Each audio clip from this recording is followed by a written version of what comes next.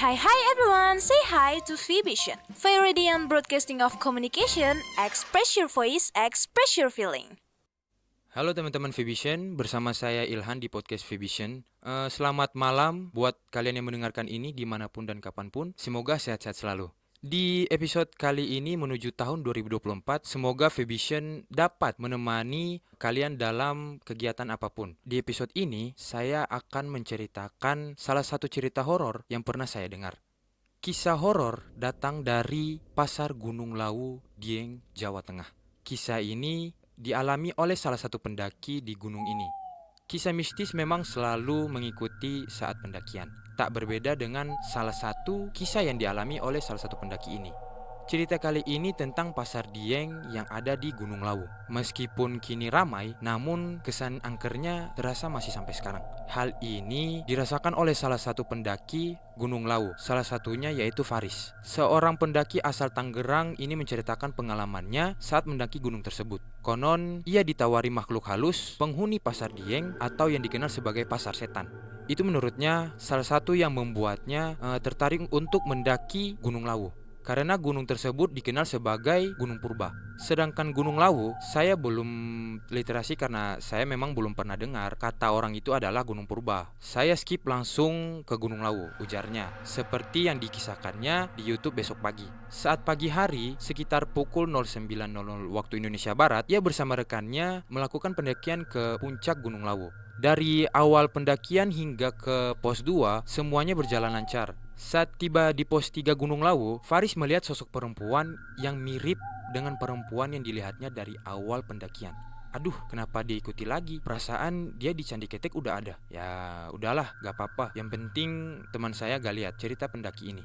Meski merasa ada yang mengikuti, Faris tetap melanjutkan pendakian ke puncak Gunung Lawu. Namun saat tiba di pos 4, pendaki ini melihat sosok berbadan besar berjalan ke suatu tempat membawa senjata seperti palu besar. Senjata itu bawanya sambil dipinggul menuju ke suatu tempat. Aduh, ini beneran halu atau benar?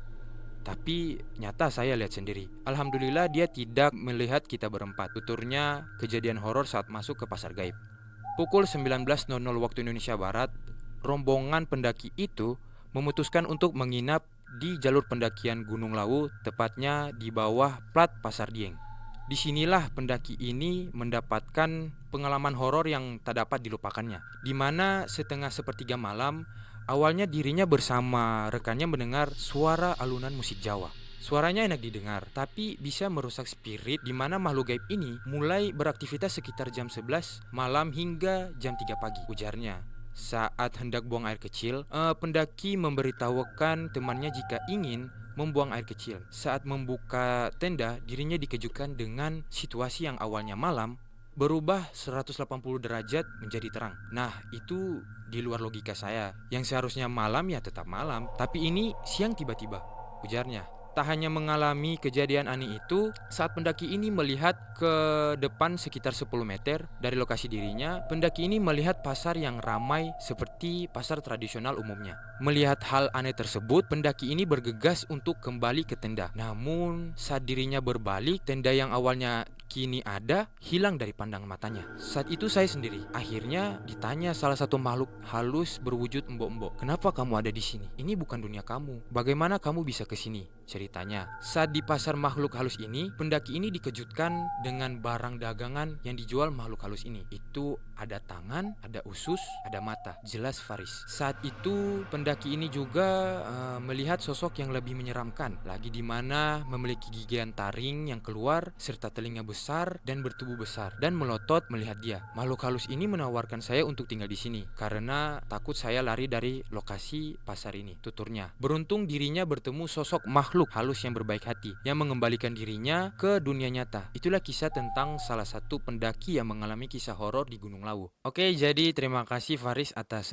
ceritanya. Mungkin pelajaran yang bisa kita ambil dari kisah tersebut itu bagi kawan-kawan yang ingin mendaki gunung atau ya mungkin pergi kemanapun itu harus dengan hati yang bersih. Jangan ada ya pikiran kotor atau pikiran negatif. Takutnya kejadian yang seperti dialami oleh pendaki Faris itu bisa terjadi pada kawan-kawan. Ya mungkin itu saja sih.